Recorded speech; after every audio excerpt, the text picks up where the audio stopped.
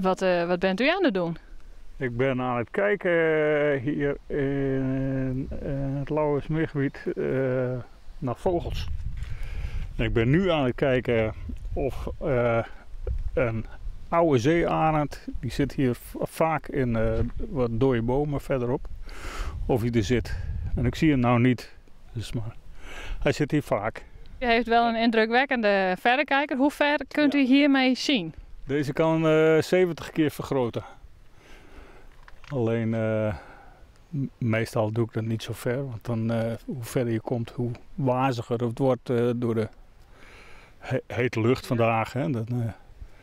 Alleen met heel helder weer, dan kun je het volledige bereik benutten van deze kijker. Maar hij komt een aardig eindje en ja, goede aanschaf geweest. Ik moet eerst even opzoeken, waar had je hem gezien? Daar die daar aan de rand? Ik begin nog maar pas, dus ik heb nog geen Swarovski. Maar als het bevalt, dan ja, wie weet ga ik wel een goede kijker aanschaffen.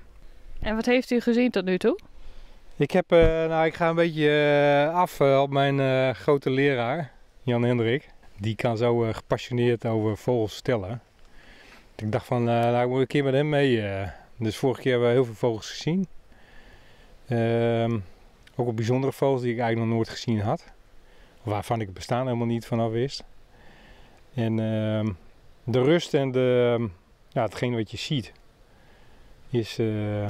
is wel aanstekelijk, moet ik zeggen.